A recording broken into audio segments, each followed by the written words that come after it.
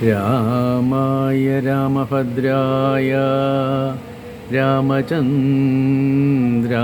വേദസേ രഘുനാഥായ നാഥായ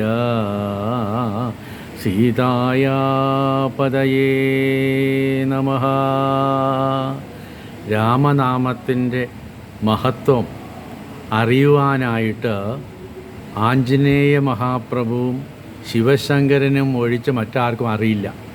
പക്ഷേ മാഹാത്മ്യം എന്ത് എന്ന് ചോദിച്ചു കഴിഞ്ഞാൽ രുദ്രനായ മഹാദേവൻ പറയുന്നു, രാമനാമം ജപിച്ചാണ് ഞാൻ ശങ്കരനായിട്ട് മാറിയത്, ശാന്തമായിട്ട് മാറിയത്. അല്ലാണ്ട് അതിൻ്റെ അർത്ഥമോ മാഹാത്മ്യമോ പറയുവാനായി എന്നെക്കൊണ്ട് സാധിക്കില്ല. അതുകൊണ്ട് സദാ സർവദാ ഞാൻ രാമനാമ നിരതനായി രാമനാമം ജപിക്കുന്നതിൽ മാത്രം ശ്രദ്ധിച്ചുകൊണ്ട് കഴിഞ്ഞുകൂടുകയാണ്. അങ്ങനെയാണ് ഞാനിവിടെ സദാശിവനായിട്ട് മാറിയത് എന്ന് പറയുന്നു. അപ്പോൾ രാമനാമത്തിൻ്റെ മഹത്വം എന്ത് എന്നുള്ളത് മനുഷ്യജന്മത്തിന് പഠിപ്പിക്കാനായിട്ടാണ് ദശരഥൻ്റെ അവസാന ഭാഗത്തിലേക്ക് നമ്മൾ ചെല്ലുന്നത്.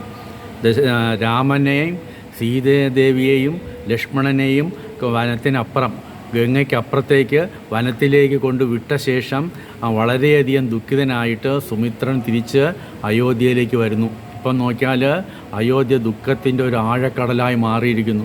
എവിടെയും ദുഃഖം തളം കെട്ടി നിൽക്കുന്നു. കാരണം എന്താണ്? എല്ലാവരുടെയും മാനസപുത്രനാണ് ശ്രീരാമചന്ദ്രൻ. അദ്ദേഹം അയോധ്യ ഉപേക്ഷിച്ചു എന്ന് പറഞ്ഞപ്പോൾ അവരും മനസ്സുകൊണ്ട് അയോധ്യ ഉപേക്ഷിച്ച് കഴിഞ്ഞു. പക്ഷേ അവർക്ക് അവിടുന്ന് വിട്ടുപോകാൻ സാധിക്കില്ല. കാരണം എന്താണ്? എല്ലാവരുടെയും നാവിൽ തത്തിക്കളിക്കുന്ന ഒരു മന്ത്രമെന്ന് പറഞ്ഞത് ശ്രീറാം ജയ രാം ജയ ജയ രാമോം ശ്രീറാം ജയ രാം ജയ ജയ രാം. ഈ മന്ത്രം അവർ ജപിച്ചുകൊണ്ടിരിക്കും. എന്തിനാണ്? ശ്രീരാമന് തന്നെ അയോധ്യയിൽ രാജാഭിഷേകം നടത്തണം എന്നുള്ളൊരു വാശിയിൽ അവർ നിൽക്കുകയായിരുന്നു. ആ സമയത്താണ് കുലഗുരുവിൻ്റെ ആജ്ഞ അനുസരിച്ച് ഭരതൻ അയോധ്യയിലേക്ക് എത്തുകയും തൻ്റെ അച്ഛൻ അന്വേഷിച്ചപ്പോൾ അവിടെയൊന്നും കണ്ടില്ല. അദ്ദേഹം സ്വർലോകത്തിൽ പുൽകിക്കഴിഞ്ഞു എന്നറിഞ്ഞതോടുകൂടി ഭരതൻ അല്ലാണ്ടായി മാറുന്നു. തൻ്റെ അമ്മയെ പറയാൻ പാടില്ലാത്തതൊക്കെ പറയുന്നു. കാരണം എന്താണ്? ഭരതൻ പറയുന്നു, എന്തൊക്കെ ദോഷം വന്നാലും ഞാൻ അതുകൊണ്ടൊക്കെ ഞാൻ അനുഭവിക്കാം, പക്ഷേ എൻ്റെ രാമനെ പറഞ്ഞു വിട്ടാൽ നീ ചണ്ടാലയാണ് എന്ന് പോലും കൈകേയിയുടെ മുഖത്ത് നോക്കി ഭരതൻ പറയുന്നു. കാരണം എന്താണ്? തൻ്റെ ആ ഒരു മനസ്സിൻ്റെ ആ ഒരു ഭാവന, സങ്കല്പം. കാരണം എൻ്റെ രാമചേട്ടനെ ഉപേക്ഷിച്ചിട്ട് എനിക്ക് അയോധ്യ വേണ്ട എന്ന് പറഞ്ഞ് കരഞ്ഞുകൊണ്ടിരിക്കുന്ന ഭരതനെ ഗുരു വേണ്ട രീതിയിൽ പറഞ്ഞ് സമാധാനിപ്പിച്ചിട്ട് ദശരഥൻ്റെ ആ ഒരു ശവസംസ്കാരം അവർ വളരെയധികം പുണ്യമായ രീതിയിൽ നടത്തുന്നു. കാരണം ഭരതൻ അതുകൊണ്ട് സാധിക്കുന്നില്ല. പക്ഷേ ഗുരുവിൻ്റെ ആ ഒരു പിന്തുണ ഉള്ളത് കൊണ്ട് എണ്ണത്തോണിയിൽ അവർ വച്ചിരുന്നു അത്രയും ദിവസത്തേക്ക് വേണ്ടി. കാരണം ഇന്നത്തെ പോലെ അല്ല അന്ന്. ആ ശരീരം ഒരു തരത്തിലും കേടാകാണ്ട് എണ്ണത്തോണിയിൽ അവർ സൂക്ഷിച്ചിരുന്നു ഭരതൻ വരുന്നത് വരെ. ഭരതൻ കേകേപുരത്തിലായിരുന്നു, അമ്മയുടെ സ്ഥലത്തായിരുന്നു. പക്ഷെ അവിടെ നിന്ന് തിരിച്ച് വന്നപ്പോഴാണ് ഇങ്ങനെ ഒരു സംഭവം ഉണ്ടായത്.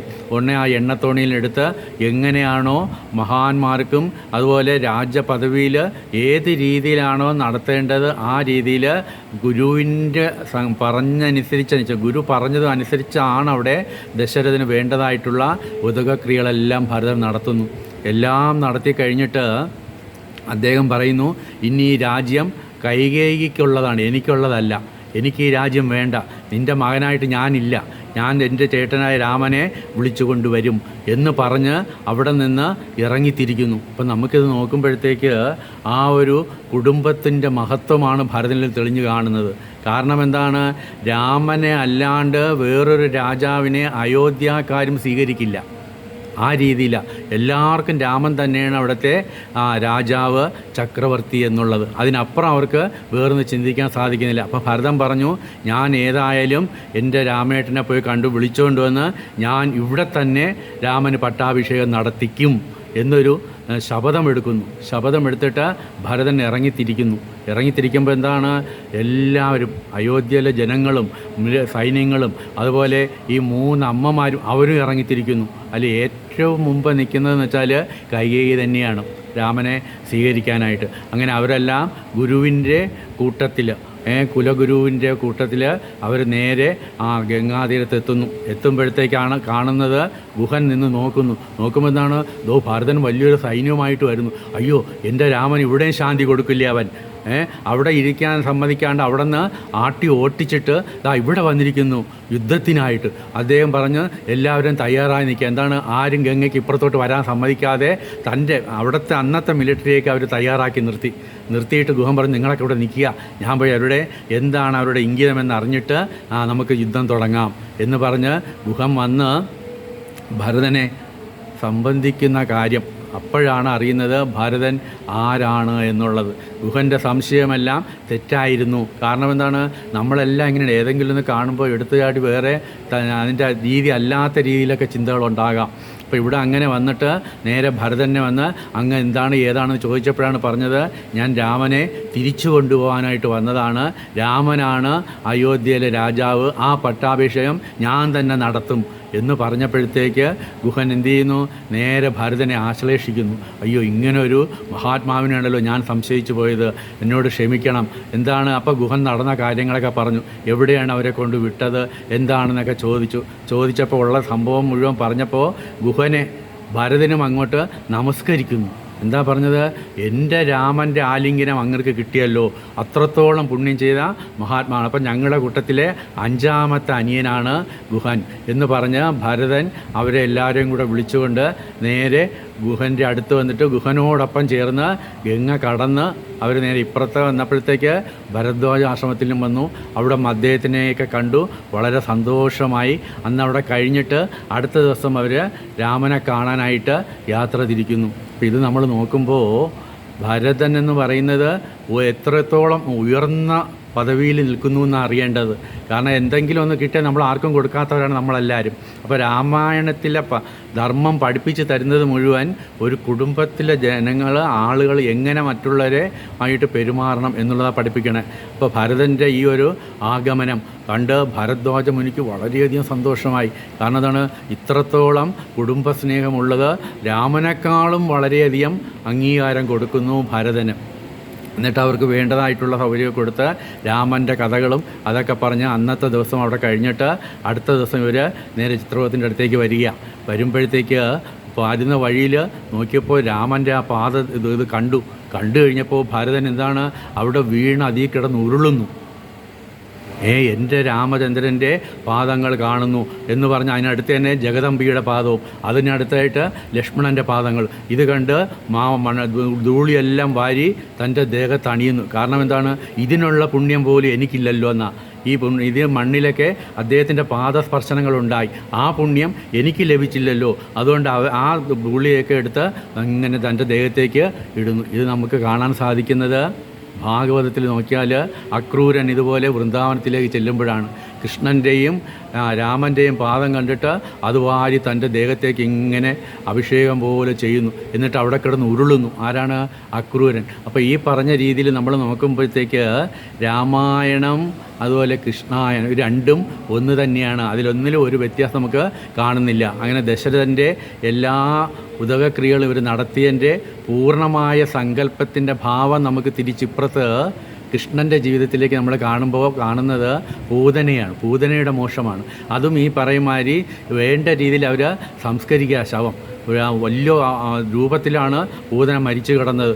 എത്രയോ ഒരു മലയുടെ രൂപമാണ്. അത് ഓരോ ഭാഗങ്ങൾ വെട്ടി മാറ്റിയെടുത്ത് കൊണ്ടുവന്ന് അവരും ഈ ശവത്തെ സംസ്കരിക്കുക. പക്ഷെ സംസ്കരിച്ച സമയത്ത് അവിടെ ഉണ്ടായിരുന്ന പ്രദേശത്ത് മുഴുവൻ എന്താണ്, ഭയങ്കരമായ സുഗന്ധത്തിൻ്റെ ഒരു അലയെ അടിച്ചത്.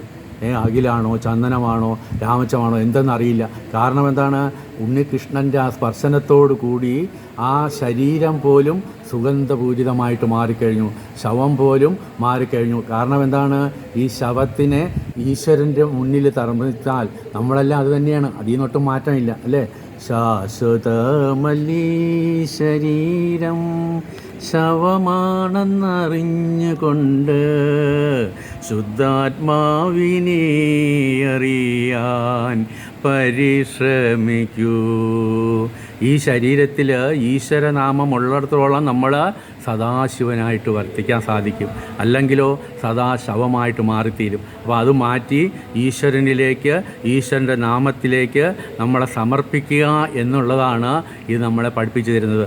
അങ്ങനെ ഭരതൻ രാമൻ്റെ പാദധൂളികളൊക്കെ അണിഞ്ഞ് രാമനെ കാണാനായിട്ടുള്ള ആ ആകാംക്ഷയോടെ മുന്നോട്ട് നടക്കുമ്പോഴാണ് ലക്ഷ്മണകുമാരൻ കാണുന്നു ഇങ്ങനെ ഭരതൻ്റെ ആ കൊടിയും രഥത്തിൽ ഇതൊക്കെ വരുന്നു. അവയോ ഇതോ നമ്മളെ ഇവിടെ സമാധാനമായിട്ടിരിക്കാൻ സമ്മതിക്കല്ലേ, ഓടിച്ചെന്ന് രാമടുത്ത് രാമ കോതണ്ട എടുക്കുക, എന്താണ് കാര്യം, ഇതാ ഭരതൻ ഇവിടെ നമ്മളെ ആക്രമിക്കാനായിട്ട് വരുന്നു എന്ന് പറഞ്ഞ് ലക്ഷ്മണനും ആദ്യം ഭരതനെ കണ്ടപ്പോൾ ഒന്ന് തെറ്റിദ്ധരിക്കുന്നു. കാരണം നമ്മൾ ആക്രമിക്കാൻ വരികയാണെന്നാണ് അറിഞ്ഞത്. പക്ഷേ അടുത്തെത്തിയപ്പോഴാണ് അതല്ല എന്ന് മനസ്സിലാക്കിയത്. അങ്ങനെ രാമനെയും സീതയെയും ലക്ഷ്മണനെയും ഭരതൻ വന്ന് നമസ്കരിക്കുന്നു.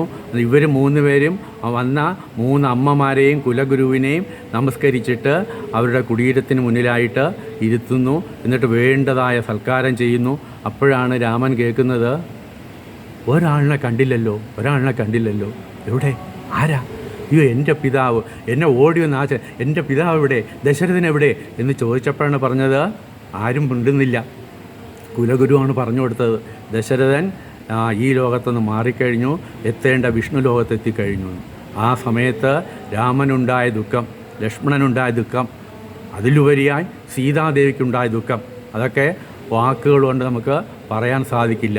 അങ്ങനെ ഇവർ 3 പേരും കൂടെ ആ സമയം തന്നെ എന്താണ് ഉപവാസം തുടങ്ങിയിട്ട് ചെന്ന് ദശരഥന് വേണ്ടതായ അടുത്ത ശേഷക്രിയകളൊക്കെ എങ്ങനെയാണോ ചെയ്യേണ്ടത് ആ ക്രിയകളൊക്കെ ചെയ്ത് പിണ്ടദാനമൊക്കെ ചെയ്യുന്നു. കാരണം എന്താണ്, രാമൻ അറിഞ്ഞ സമയത്ത്, ദശരഥൻ ഈ ലോകം വിട്ടു എന്നറിഞ്ഞ സമയത്ത് അദ്ദേഹത്തിന് വേണ്ടതായ ഉദകക്രിയകളൊക്കെ രാമൻ ചെയ്യുന്നുണ്ട്. അപ്പോൾ ഇതിൽ നിന്ന് നമ്മൾ മനസ്സിലാക്കേണ്ടത് രാമൻ പഠിപ്പിച്ചു തരുന്ന മാനവധർമ്മം എന്ത് എന്ന്. ഇത് പറയുമ്പോൾ എനിക്കിപ്പോൾ ഒരു ഓർമ്മ വരുന്നത്, നമ്മൾ ഈ രാമായണം ശരിക്കൊന്നും കണ്ടിട്ടില്ല. പക്ഷേ ഇവിടെ അടുത്തായിട്ട് രാമായണം ബാലയായിട്ട് ഒരാൾ നടത്തിയിരുന്നതിൽ ഈ ദശരഥനായിട്ടാണ് അദ്ദേഹം അഭിനയിച്ചിരുന്നത്. അപ്പോൾ അത് കാണാൻ നമ്മളും ഉണ്ടായിരുന്നു. അപ്പോൾ ദശരഥനായിട്ട് അഭിനയിച്ച് രാമൻ പോയി എന്നുള്ള വാർത്ത അറിഞ്ഞ് രാമ എന്ന് ഓടി വന്നങ്ങ് വീണത് സ്റ്റേജിൽ വീണു.